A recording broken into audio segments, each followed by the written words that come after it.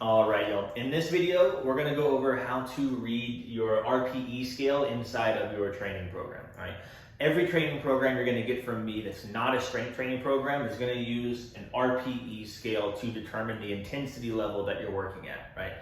So this just means how we're gonna select the proper weight for the rep ranges that I've assigned for you, okay?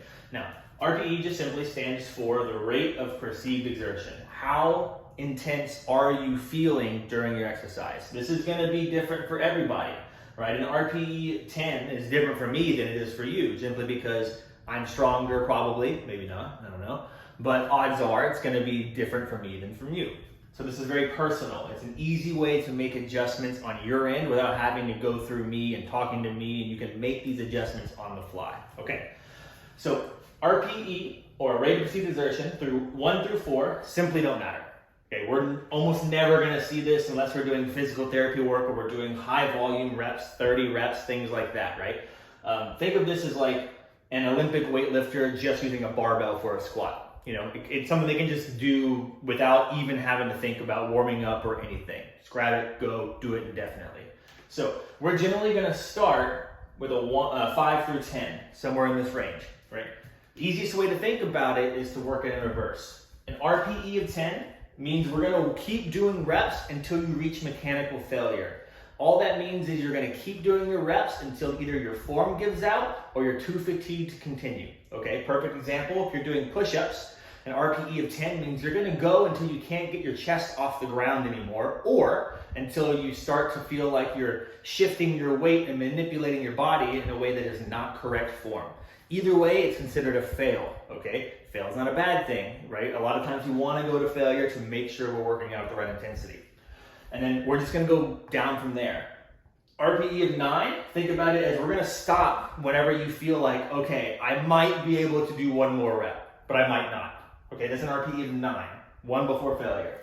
RPE of 8, this is the most common RPE you're going to see on my workouts, simply because this is the best RPE when we're talking about trying to get hypertrophy or muscle growth, okay?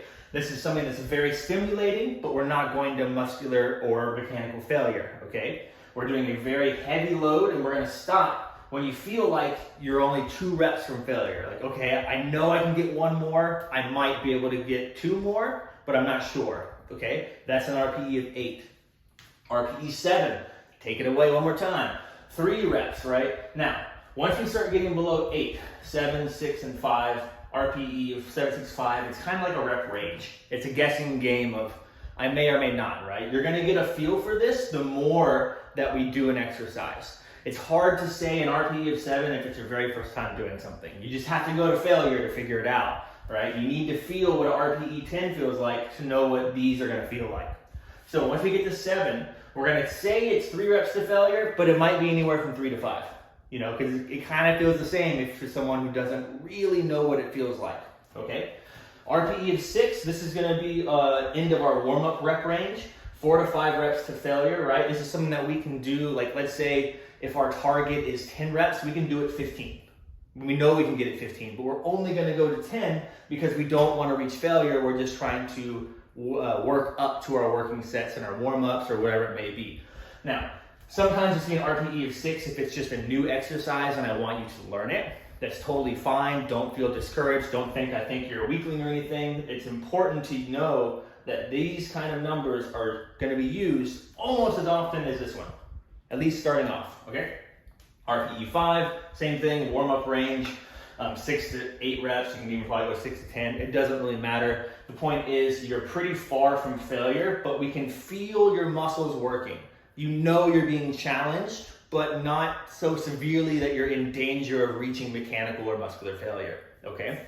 Now, that's the RPE scale, pretty simple. If you feel like you don't really understand it, please let me know as soon as possible, okay? I'm gonna send this photo as well to the group so that you can see this alongside the video, okay?